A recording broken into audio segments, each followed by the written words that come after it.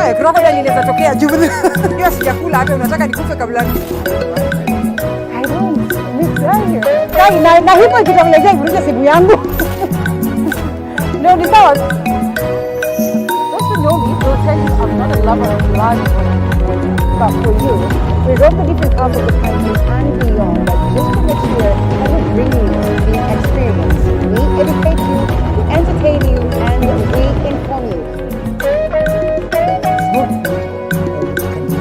As we say, the boat of morning cafe to enlighten you, entertain you, and inform you every Monday to Friday, only on TV7.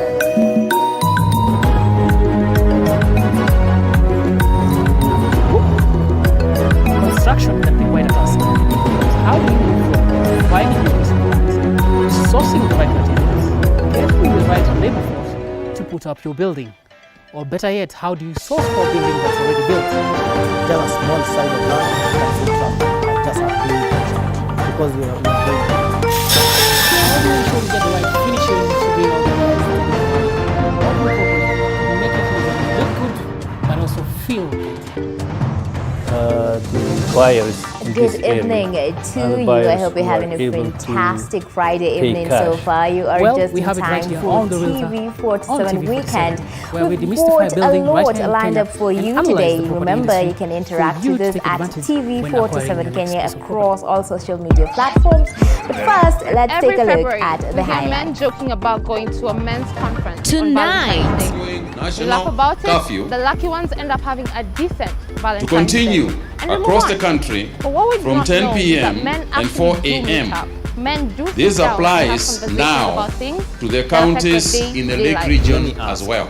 Relief for residents of that in counties as government revises curfew from 7 p.m. to 10 p.m. 5 schools closed in Laikipia County. Kwa hii shule hakuna usalama, ndio wazazi wakakuja wakachukua watoto wao wakaenda nao nyumbani mpaka na hawatarudi mpaka usalama kuwe na usalama kwa hii shule. As residents flee in fear of their lives.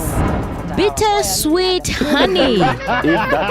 Welcome to the men's conference, where we make men alpha males. My name is Archie, the only Beef farmers opposed to the livestock bill of 2021. My name is Monica. I am a wife and a mother of 3, and I am Welcome to the broadcast. This began some is our years sign ago language interpreter. I could not find a word for a job. Starting off at the 7 p.m. to 4 a.m. dusk to dawn curfew imposed in the that in high-risk counties in Nyanza and western parts has been revised. I had an in his idea latest directive, Health CS So we have a WhatsApp group. There are about 3 WhatsApp groups. Will now begin They're at actually 10 full. p.m. from 7 p.m. We've been and sharing at information, 4 a.m. consulting, like the rest of the country. and just encouraging each other. But surprisingly, the challenges we've been experiencing are similar. So we just try to find a way of managing our challenges. Then all of a sudden there's a challenge coming up. Now that is organized by the Hazina Institute. We realized that many people had lost their jobs, some businesses were downsizing. However, the 10 p.m. to 4 a.m. nationwide dusk to dawn curfew has been extended. The hours of the ongoing national avoid curfew so much going outside, and to continue this would be across a the good country initiative. From 10 Not just to p.m. keep people and 4 busy, a.m. but also to deal with the This mental applies health. now Basic stage is a to the chain counties stage where you in the just Lake yarn region over, as well. and then Kagwe pull has, through however, that flagged knot. off 9 Yarn other over, counties pull as through the new knot. COVID-19 Yarn over, pull through hotspots. the knot. The CS So warning just that strict we were measures able shall be to taken in work the with near a future consultant who should helped this us in continue. developing We tools are to make our work observing easier. an increase in cases putting in mind that we could not in come other together counties, physically, including so we had some Kiambu, Google forms in which people could Kajiado, submit their projects. Lamu, We had Makueni, calls, we had to do Murang'a, virtual meetings to Nairobi, make this possible. Now, Nyandarua, part of the Taita challenge Taveta, required a bit of for the first time creativity also, Tana and River something County. that is innovative, something that is This new and observation different.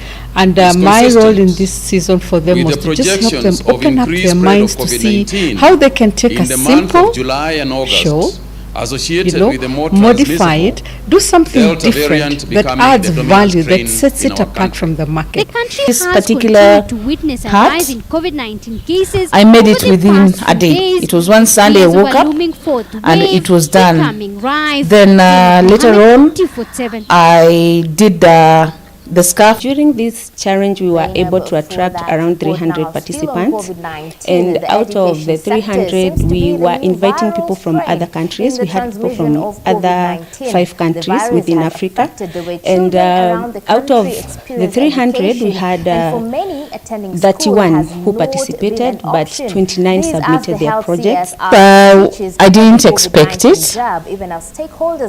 I didn't even imagine that there were 300 participants.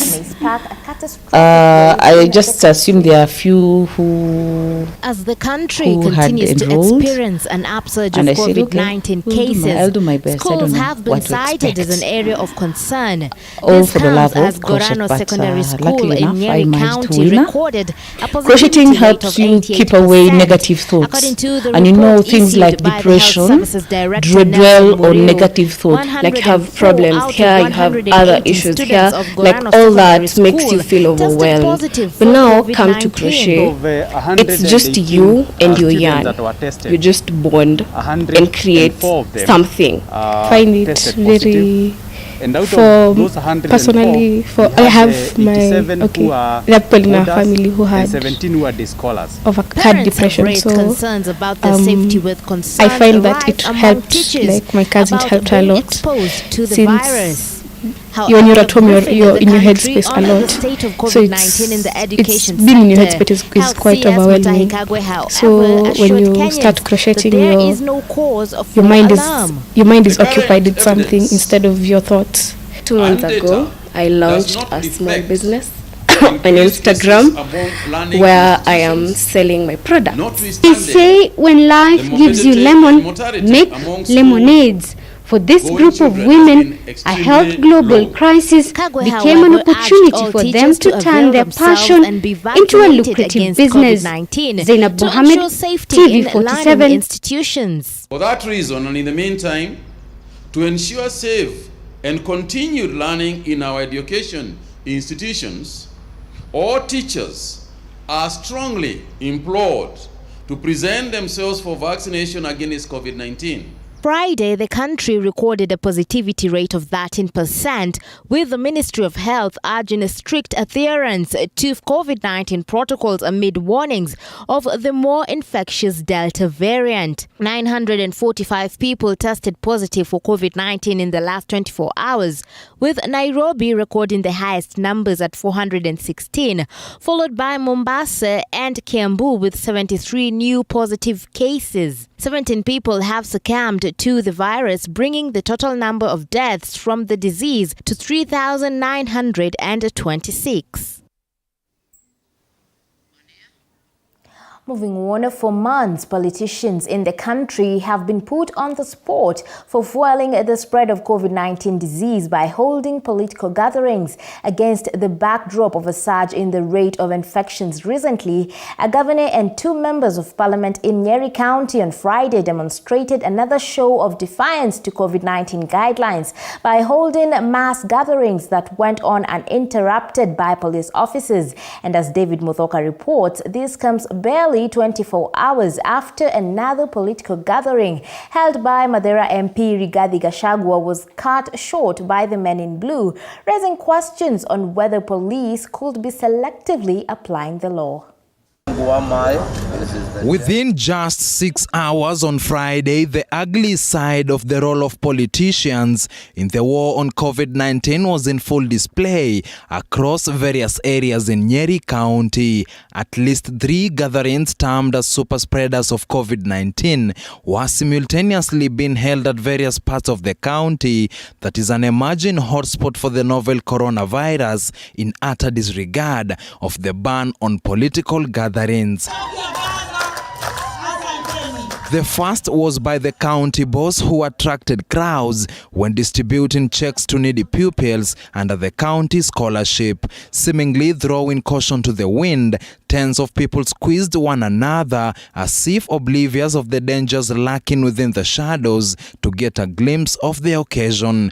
In Mukurweini, MP Anthony Kiai also held a function where he donated cash and equipment to pupils joining Form 1 in his constituency. The event was attended by tens of residents who did not seem alarmed by a steadily surge in the rate of infections among themselves. In Kieni, it was a similar script, only with different characters, as the area MP Kanini Kega offered 2 girls from Gikomo slums a 4-year scholarship. All 3 events continued with the conspicuous absence of police officers who have in other occasions almost immediately swung into action.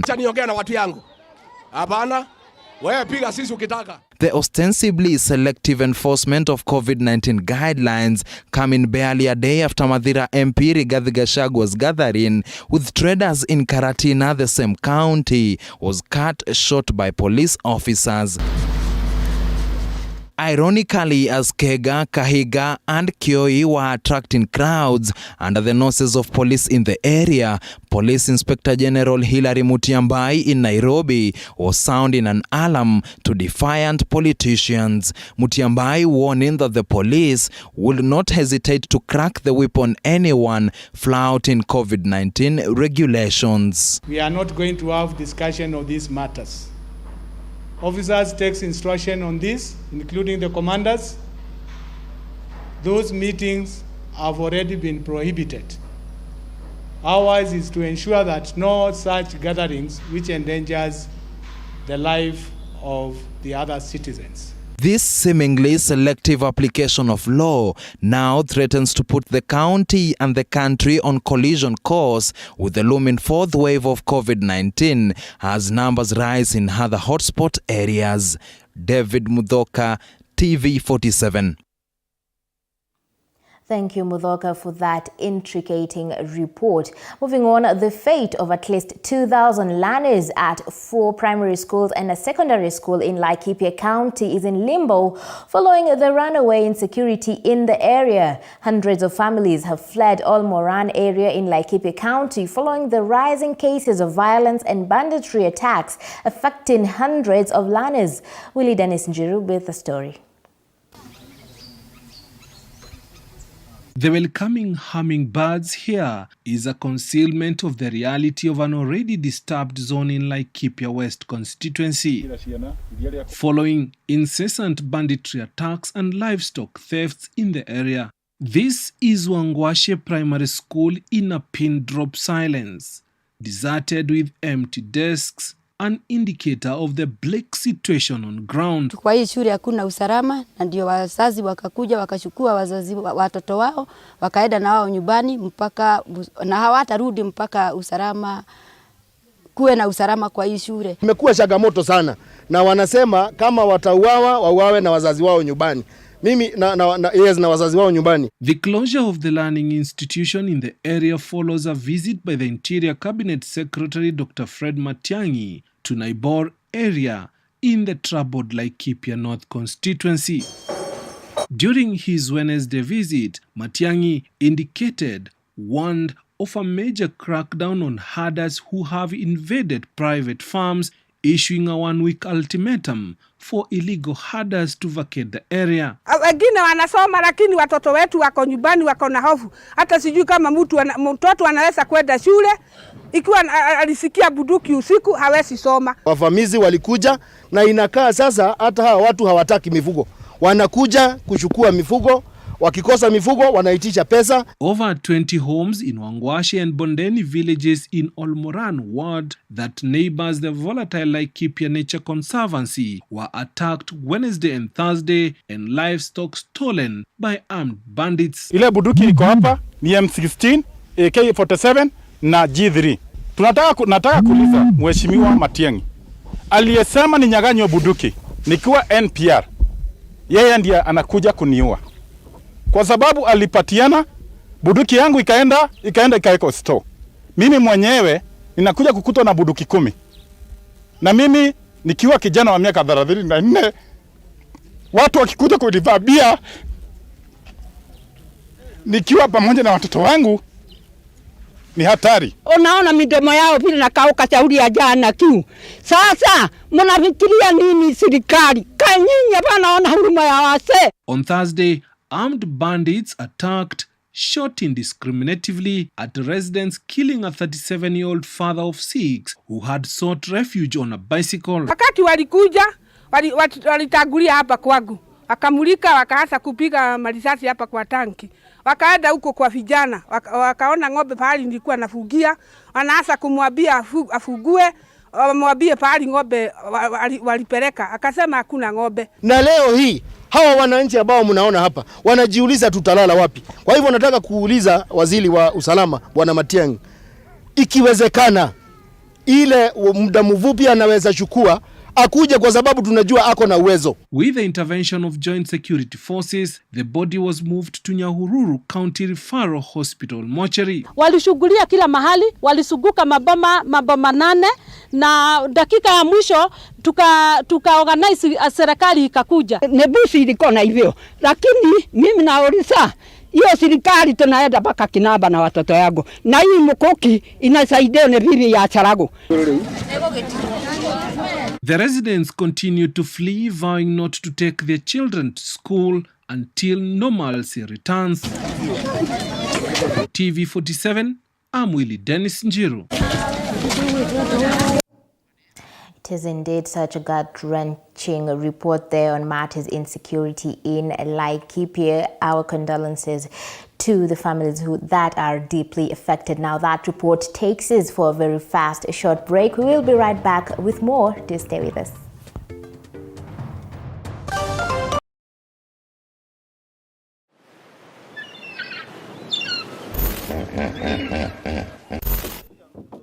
Why crocodile inaweza tokea juu. Hiyo sijakula hata unataka nikufe kabla ni. I don't like it. I don't. Miss Kai na hipo ikitokelezea ivuruche simu yangu. No, ni sawa. Those who know me will tell you I'm not a lover of large volumes of water. But for you, we rove the different parts of the country and beyond just to make sure that we bring you the experience. We educate you, we entertain you, and we inform you. That it's not political and it can do something. As we sail the boat of Morning Cafe to enlighten you, entertain you, and inform you every Monday to Friday, only on TV47.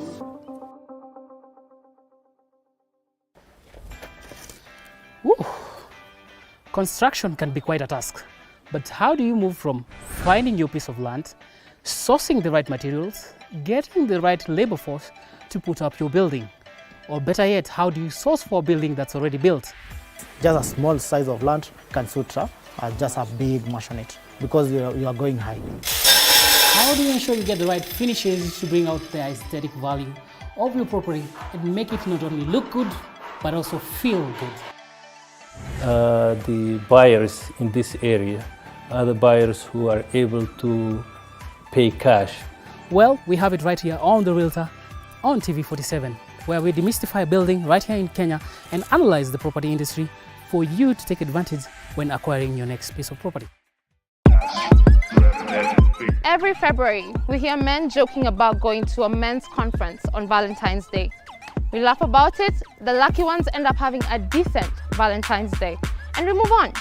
But what we do not know is that men actually do meet up. Men do sit down and have conversations about things that affect their day-to-day life. Let me ask, does money make the man? Give them the gifts, shower them with everything you want to shower them with, but keep your money to yourself. I, for one, have always been curious as to what goes on in a man's mind, specifically an alpha male's mind. Adam, yule kwa Biblia anasema ni mtu wa kwanza duniani. Wewe unadhani kama angekuwa hana yale matunda, hana ile garden yake pale ya kukaa, angekuwa tu ni mdomo tu anamfuata Hawa. Oya, mimi ni Adam. Welcome to the men's conference, where we make men alpha males. My name is Archie, the only female allowed at the conference. My name Monica Nyashira Njogona. I am a wife and a mother of 3, and I am a crochet ambassador. This began some years ago when I could not find a white-collar job. I had done a course in IT. I looked for jobs everywhere and I could not find one. So I had a lot of time in my hands, and I had an idea to do crochet. So we have a WhatsApp group. There are about 3 WhatsApp groups. They are actually full. We've been sharing information, consulting, and just encouraging each other. But surprisingly,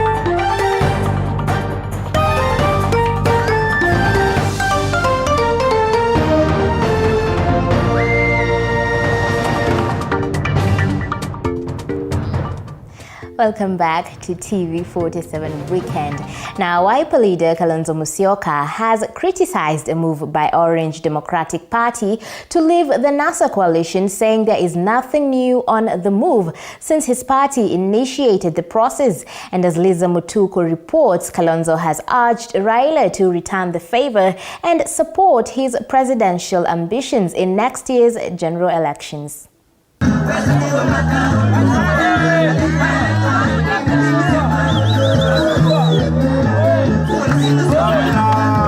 As the 2022 polls draw near, so are the politics of the day, with Wiper leader Kalonzo Musyoka now claiming to be the best suited candidate to carry the One Kenya Alliance flag in the next general elections. Further, Kalonzo has criticized the move by ODM party to ditch the NASA alliance. This as Moses Wetangula's led Ford Kenya is expected to follow suit tomorrow. Hakuna hiyo ati kubandikwa. Wewe muungwana. Safari tutaweka ungwana nyuma. Na sisemi hivyo tuanze kupigana mawe, hapana. Tutapigana akili za kiubongo.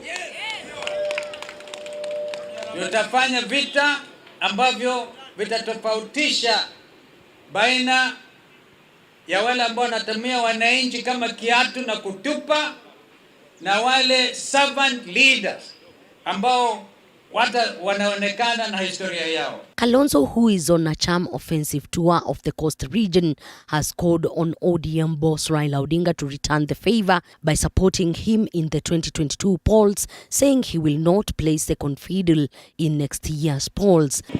Ambaye ni ndugu Raila nimemsaidia mara miaka 10. Miaka 10. Hebu fikiria bwana. Miaka 10 political years. Jamani. Na mimi sitaki ati kusema alipe deni. Hakuna madeni ya siasa. Ni afanye jambo la busara. Kwa sababu najua anapenda Kenya hii. Aungane na ndugu yake mdogo Kalonzo Musyoka tuokoe ile vision ya NASA, ya CORE, ile vision. Hakuna mambo ya kucheza. The Wiper leader has the same time rubbished Deputy President William Ruto's bottom-up approach, which he says has nothing to offer Kenyans. Lakini going forward, we will have to think out of the box as a nation in order to grow this economy, not by some haphazard bottom-up approach, but by real economics.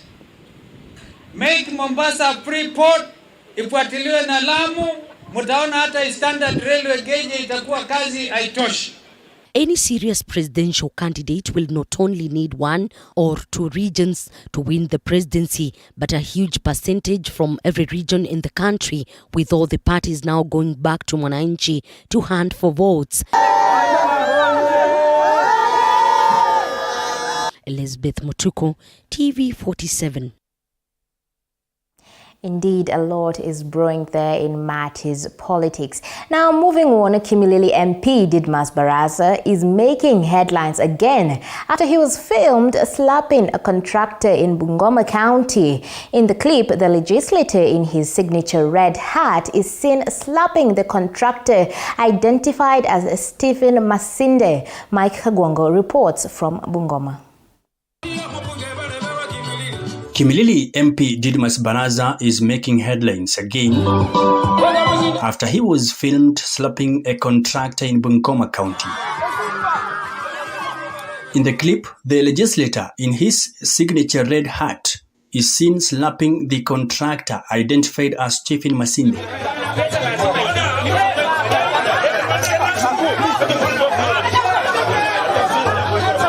Kwa polisi kurekodi statement, mheshimiwa amenipiga kofi na mumeona na macho yenu kwa sababu mimi nadai haki yangu kama contractor. Na ninaenda kuripoti hiyo polisi na ninaomba mawakili wa hii nchi ya Kenya ambao ni marafiki wangu na koti inisaidie nipate haki yangu. Kwanza amenipiga mbele ya umati na ninaenda kuripoti kwa polisi. It all started after Baraza arrived at Baptist Lurare Primary School in CHEMELIL constituency to inspect classrooms, which had been built by the National Government Constituency Development Fund, with the contractor being walking beside him. It is alleged the classrooms were closed when the CHEMELIL MP arrived at the school, with the contractor demanding for payment of his dues before the classrooms are opened for inspection.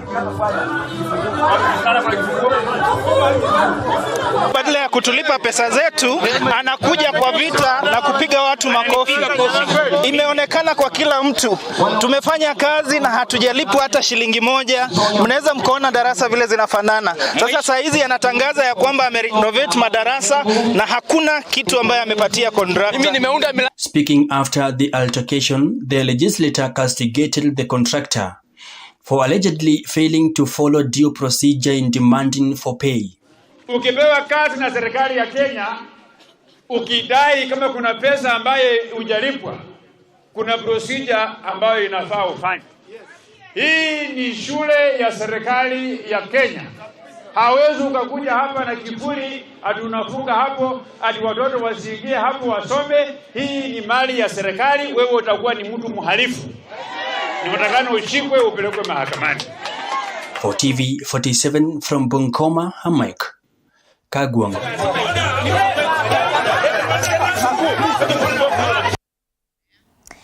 Indeed, that was CHEMELIL MP DIDMUS Baraza, who's making headlines yet again, after he was filmed slapping a contractor in Bungoma County. We can see that, he slapped the contractor who's identified as Stephen Masinde. That situation went down right there in Bungoma County. Now, moving on, rights groups have sounded an alarm over rising cases of gender-based violence in the country. The organizations are calling on the government to honor its promise of safeguarding women and girls' rights in the country. With the cases of gender-based violence such as early pregnancies, child marriage and female genital mutilation on the rise, Equality Now, a non-governmental organization, has raised an alarm over the swelling number, calling for concerted efforts in fighting the vice. Addressing the press, White Ribbon Advocacy Manager Sandra Moraria urged the government to adopt critical legislation designed to address sexual and gender-based violence, appealing to the government to fulfill their commitment by 2026. We therefore urge the government of Kenya to honor the 12 commitments to end all forms of sexual gender-based violence by 2026 and further call upon fellow civil society organizations and the private sector to intensify the fight against gender-based violence. In June this year, the government pledged to end gender-based violence by the year 2026 through 12 actions, one of them being prevention and response in crisis situations such as COVID-19. According to Equality Now Programs Officer Paul Murunga, the cases are rapidly increasing, with 40.7% cases witnessed among partners, 22.9% child marriage and 21% female genital mutilation, therefore calling for sensitization and empowerment among women and girls. 1 in every 3 women in Kenya have experienced either sexual or physical violence. That is a very concerning scenario that in other countries is 1 out of 6, 1 out of 10, 1 out of 5, but in Kenya is 1 out of 3. We have CSOs who support education, and when girls are educated, they are empowered. There is likelihood that they will defend themselves when the abuser comes. For example, if it is an abusive marriage, the girl will be able to move out. According to Equality Now, justice will remain elusive for many women and girls if the government does not honor its promise. Now, let me sample a couple of your comments on Facebook. I can see Mukoya Iowa saying that he is definitely tuned in. I can also see Dennis saying that he is tuned. Sophia saying that she is tuned in as well. Thank you so much, Sophia. You can also see Peter saying watching from Ngambo. From Kisumu County, we've got James. We've also got Enos as well. You can keep your comment feedback coming in at TV47 Kenya across all social media platforms. Now it's time to take yet another short break. We will be right back with more.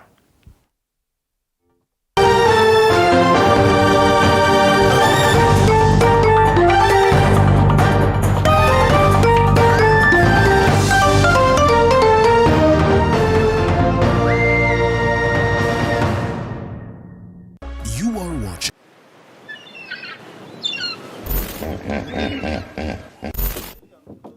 Why crocodile inaweza tokea juu. Hiyo sijakula hata unataka nikufe kabla ni. I don't like it. I don't. Miss Kai na hipo ikitokelezea ivuruche simu yangu. No, ni sawa. Those who know me will tell you I'm not a lover of large volumes of water. But for you, we rove the different parts of the country and beyond just to make sure that we bring you the experience. We educate you, we entertain you, and we inform you. That it's not political and it can do something. As we sail the boat of Morning Cafe to enlighten you, entertain you, and inform you every Monday to Friday, only on TV47.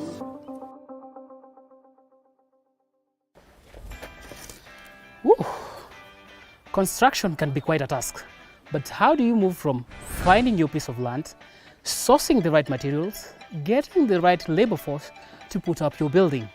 Or better yet, how do you source for a building that's already built? Just a small size of land can suit just a big maisonette because you are going high. How do you ensure you get the right finishes to bring out the aesthetic value of your property and make it not only look good, but also feel good? The buyers in this area are the buyers who are able to pay cash. Well, we have it right here on The Realtor on TV47, where we demystify building right here in Kenya and analyze the property industry for you to take advantage when acquiring your next piece of property. Every February, we hear men joking about going to a men's conference on Valentine's Day. We laugh about it, the lucky ones end up having a decent Valentine's Day, and we move on. But what we do not know is that men actually do meet up. Men do sit down and have conversations about things that affect their day-to-day life. Let me ask, does money make the man? Give them the gifts, shower them with everything you want to shower them with, but keep your money to yourself. I, for one, have always been curious as to what goes on in a man's mind, specifically an alpha male's mind. Adam, yule kwa Biblia anasema ni mtu wa kwanza duniani. Wewe unadhani kama angekuwa hana yale matunda, hana ile garden yake pale ya kukaa, angekuwa tu ni mdomo tu anamfuata Hawa. Oya, mimi ni Adam. Welcome to the men's conference, where we make men alpha males. My name is Archie, the only female allowed at the conference. My name is Monica Nyashira Njogona. I am a wife and a mother of 3, and I am a crochet ambassador. This began some years ago when I could not find a white-collar job. I had done a course in IT. I looked for jobs everywhere and I could not find one. So I had a lot of time in my hands, and I had an idea to do crochet. So we have a WhatsApp group. There are about 3 WhatsApp groups. They are actually full. We've been sharing information, consulting, and just encouraging each other. But surprisingly, the challenges we've been experiencing are similar.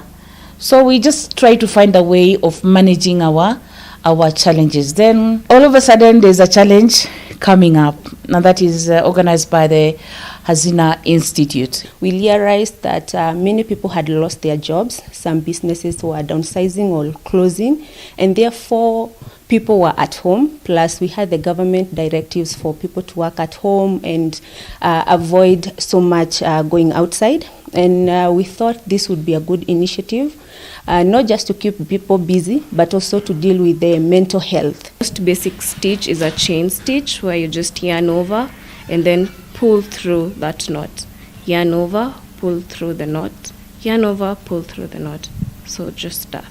We were able to work with a consultant who helped us in developing tools to make our work easier, putting in mind that we could not come together.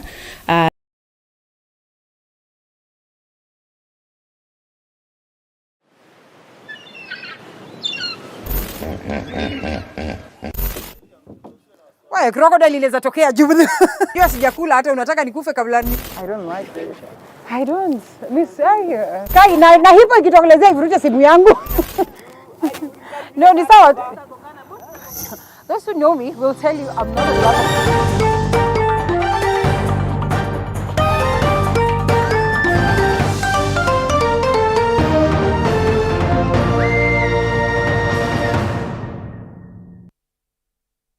Welcome back. Now, they say you can never go wrong with Baringo honey. Since time immemorial, people living in arid and semi-arid areas in Baringo County have been depending fully on beekeeping to earn a living. However, the fortunes of the county may be changing gradually thanks to the Livestock Bill of 2021 that requires bee farmers to acquire a license to produce honey. And Joash Ansari reports bee farmers have opposed the bill, urging lawmakers to shelve it.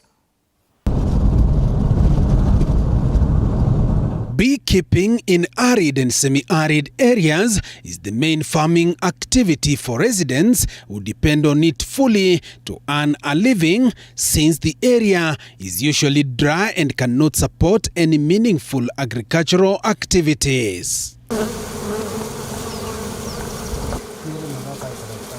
Mark Limo, a beekeeper in Koriema, Baringo County, has been doing this for over 15 years. He says bee farming has ensured his children have acquired quality education. According to Limo and the other farmers, honey produced by the bees is also medicinal.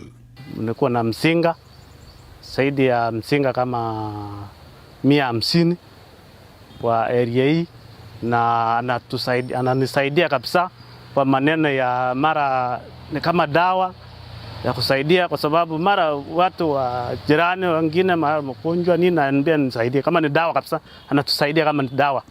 Alafu wanatusaidia hata kwa mambo ya chakula. Asali ni dawa, asali inaponya kifua. At the same time tuko mpaka hata na ile asali ile chini ile tunaita kusomwe, na kusomwe inatibu asali zaidi kwa sababu it's a very special honey ambayo ina nyuki wake anachukua asali kutoka miti tofauti tofauti ambayo ni very indigenous na ambayo ni very medicinal. But the bee farmers here are not a happy lot. Majority are worried the proposed livestock bill of 2021 will rip them off their hard-earned benefits. Part of the bill is seeking to outlaw bee farmers from manufacturing any animal produce for sale except under the authority of a valid license issued by the authority. If that bill would have passed, I think it would have a great effect on the livelihood of the people. Realizing that our people in Baringo depend so much on issues of livestock and bee farming. And they are doing in that local setting. Majorly, they've not ventured into this modern bee farming. They are doing it just locally. The few farmers we talked to acknowledge the high cost of living amid COVID-19 pandemic, saying if the bill sees the light of the day, then their life will be difficult considering they are not crop farmers. Siwezi kubali kwa sababu unajua tukifanywa vitu kama hizo. Area hii mara nyuki na ama naweza kuwa na msinga lakini hakusaidii tena. Honey farmers and vendors from Marigat in Baringo County depend on travelers to sell their produce. Ile asali tunauza sana ambayo inatembea kwa order ambayo inapanda kwa magari ni nyingi kuliko ile tunauza kwa meza. Ni kwa sababu ya COVID, lakini orders ambayo inaenda sehemu za nje ni nyingi sana. Huyo kiuliza sasa tunaweza kuwa tumepeana 20 liters like 30 40 kutoka tu hapa, na wenzangu the same wanaweza kuwa wamepeana 2 3 4 5. Ukikuja kuona kwa mwezi mzima tumeuza mitungi kama 80. Further, the bill seeks to punish those who disregard it with a fine or face a prison term not exceeding 1 year or both. Another one. The bill, however, elicited mixed reactions from the farmers, with majority saying they were not involved, leading to the suspension of the bill sponsored by Kipipiri MP Amos Kimunya mid last month. Nobody in this Baringo was involved in this public participation. That is why we went ahead and complained about the same. And we thank the government. They listened to us through the PS Livestock, and they called some of us for a meeting, which we went there and we went through the bill and we corrected those things which we thought it would affect our people. We thank the government for listening to us. In Baringo alone, the farmers who are members of Honey and Beekeepers Association harvest more than 50 tons of honey annually. In Baringo, I think we can say by around per year, we can harvest up to ranging from 50 tons up to 100, depending on the weather and the blooming of our trees. Like now we are expecting a bumper harvest. When you see these trees like acacia, this acacia mellifera, that is acacia Senegal. When these trees bloom, they give us a good honey. So we are expecting a bumper harvest because when you see around the hills, you can see the white flowers. That indicates we are expecting honey in 3 or 4 weeks. Lakini ofle tumeuza asali chache sana. Inaenda kama half ton kwa sababu ya shortage. Lakini as we talk now, the season is peaking very high and the honey is pouring now. Ambapo tunaweza kupata asali kwa sababu mvua imenyesha ikikatika, tunaanza kupata asali. Lakini kitambo kidogo tumekuwa na hiyo shortage ambayo imechangiwa na vitu mingi sana. Kwa upande ya asali, sisi wauzaji wa asali tuko na changamoto mingi sana. Juu asali inaweza kuja leo mkulima na kuambia asali yangu kama ununui na ile bei ninataka like 8,500 au utapata asali. Beekeeping being the main source of livelihood for Baringo residents, the farmers are calling on the government to offer training on beekeeping and management. We need the government to come in to train these people on the importance of honey and even train them to venture this business in a modern way. We need modern beehives, we need modern apiaries so that we set up that will help these people in turns. And again, we need the government to assist us with proper equipment, like the harvesting equipment, harvesting gears, processing material like centrifuge machines, honey warmers, all these things, so that we give our people the quality so that they produce quality honey. Joash Onsare, TV 47.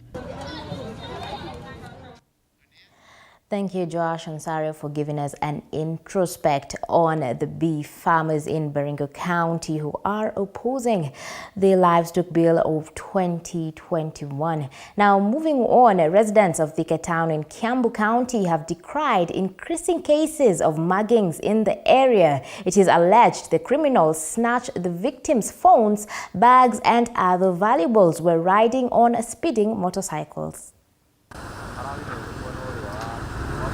Thika residents no longer feel safe walking on the streets of Thika Town.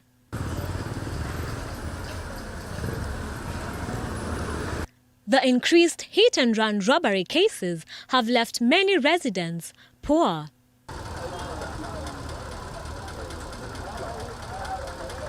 The robberies are reported to be executed by criminals riding on motorcycles.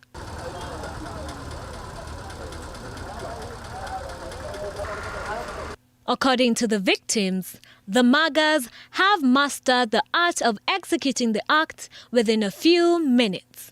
Your bag, your phone, and your money is gone. Kwa harakati zangu bahati mbaya wale ambao ulikuwa na mtu bodaboda ambaye alikuwa amebeba pia walikuwa wawili, wakachukua simu yangu, nilikuwa naongea na simu, wakachukua simu yangu na wakaweza kupotelea. Nilijaribu kufuata, kujaribu kupata number plate ilikuwa imefunikwa.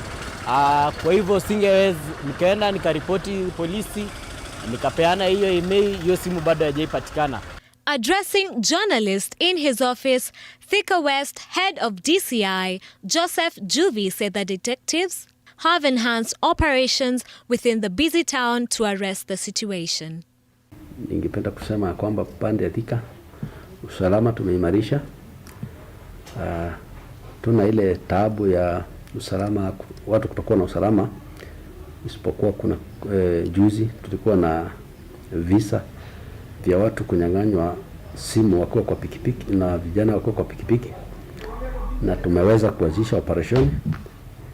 Jana tulikamata vijana wawili na tukaweza kurecover zile simu ambazo walikuwa wamenyang'anya, na hivi sasa jana wamefikishwa kotini. Thika residents have been urged to exercise caution while walking on the streets.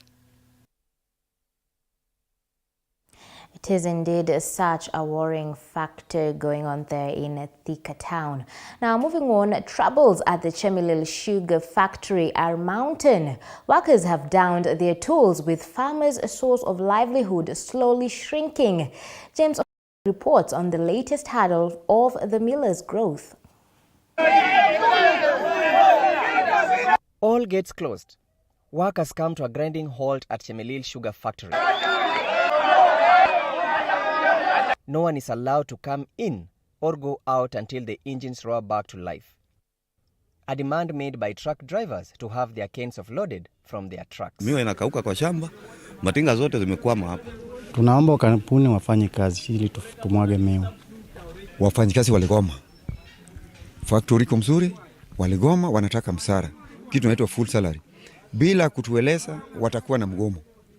Ndio sababu tuko hapa, tunataka wafanye kazi. All this while, the management and the representatives of the farmers were locked inside a heavily guarded room, perhaps to resolve the stalemate. Over 30 workers who were served with termination letters over allegations of plotting an illegal strike could not hold their peace as the management seemed unpromising about the 100% payment of their 3 years salary arrears, totaling to over 1.4 billion Kenya shillings. The management of the company promised employees that they will pay the employees full salary subject after 1 year. But up to now, as we speak, the management have not done their part. Tumefutwa kazi kwa sababu tumetafuta ati tuko na legal strike, of which hii strike iko kwa legal. Hii strike ni haki yetu. Sisi tu Kenya tulikuwa tunaomba atupe haki yetu, atulipe salary. Hakuna kitu kingine tulikuwa tunahitaji. Every person has a right to take his kid to school. Na the government is so concerned. Hata sahi kama Matiang'i anasikia mimi, watoto yetu wako kwa nyumba, inatakana tushikwe kwa sababu watoto haendi shule.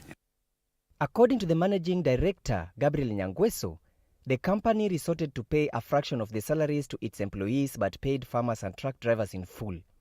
This even as representatives of farmers maintained that the MD has done a lot to sustain the sugar company. MD naye amejaribu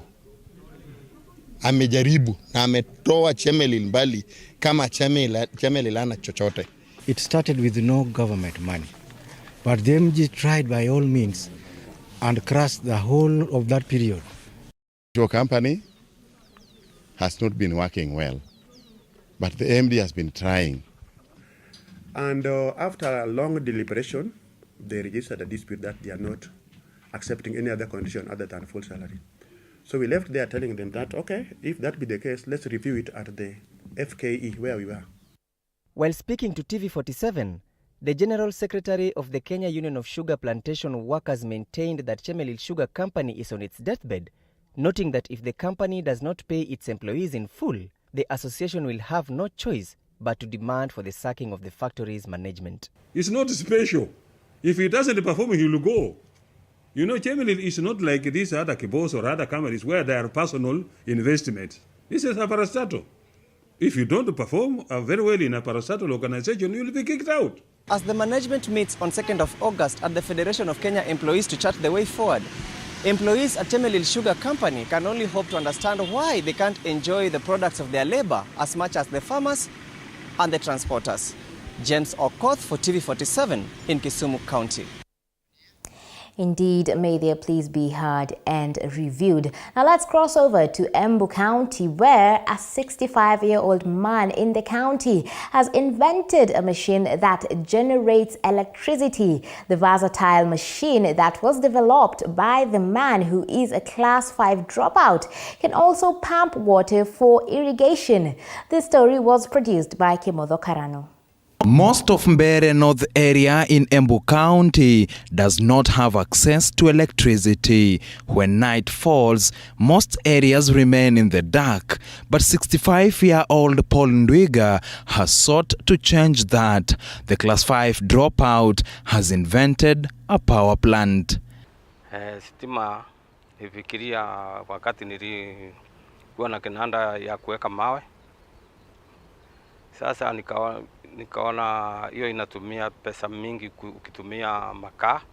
I am guided to the power producing station by the naked wires passing through the mango trees in his farm. At the river, an old fan is rotating like an axle-like metal that in turn starts an old low-voltage generator which produces power for the family. Nimesikia watu wanateseka kwa sababu bei ya mafuta imepanda. Na wale wako na stima wanalipa stima. Nikasikia wanalipa, wakilipa ati 50 siku mbili tu, hiyo pesa inaisha, stima zinaisha. Alafu wakilipa tena ndio ataona mwangaza. Na hiyo hii yangu silipi, mimi naona tu TV. Saide nataka kusikia habari. Kuona TV, uva. Watoto wangu huwa wanasoma nayo, huwa wanafurahi sana, huwa wanasema babu yao ni mzuri sana kwa vile akona stima na atulipi hiyo. He teaches his family members how to connect the power in case he is away from home. This is the 11th year since Paul's invention, and the family continues to walk in the light, free of charge. Na nimefurahia hiyo stima kwa sababu atulipi pesa. Wewe atusaidia mpaka kuona TV, uva. Watoto wangu huwa wanasoma nayo. The family does not only enjoy light from the home power station, they are now into agri-business farming thanks to the power pumped by the plant. The water pipeline is connected all over the farm, and when need be, the Class 5 dropout does his magic. He's joined by family members who offer a helping hand. Hiyo maembe saida iko na masao na tunda moja nikiuza kiuruselu na uza shilingi 10 kwa samba. Sasa mtu anakuja na gari ananunua yote. Naenda tunaunganiza waya, zinakuja zinaongezea ile pipe iko na maji, alafu tunamwagilia mahindi na miembe. Huwa mimi nanisaidia sana kwa vile huwa nalima sukuma za watoto wangu wanakula. Wanapata afya mzuri. Lack of enough resources has crippled Paul's dream of producing high voltage power that could ensure he performs other functions such as welding, among others. Albert Kigoro, a businessman at Evurori Ward, has urged young people to be innovative in matters technology. Nataka kuambia kwenda vacation watakuwa na ujuzi na mpaka anjiandike ama andikwe. For example, kama huu Paulo, kama angepelekwa aye na ujuzi mingi, sasa angetrain hata watu wengine wanjue kutoa stima. It is indeed such an amazing invention there by Paul. Paul Ndwiga, there is indeed a light at the end of the tunnel as he has drawn residents in the area to the light. Now, moving on, university students in Bonchari constituency, Kisii County, have protested over the introduction of online application for bursaries. The students who addressed the media in Suneka Town, Bonchari constituency, said the move required a lot of sensitization. The online application was developed by the new member of National Assembly, Pavel Oimeke, to curb irregular allocation of bursaries to ghost students. However, representatives of universities, colleges, and polytechnic students said while they appreciated the use of technology, they were not consulted.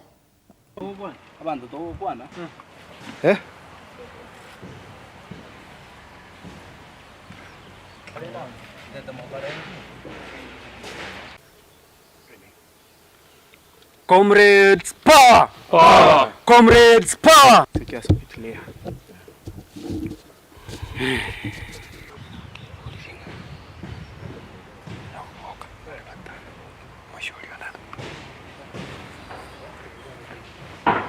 Okay, this entire activity is affecting us as a Bonchari. First of all, we could like to ask the constituency, question it.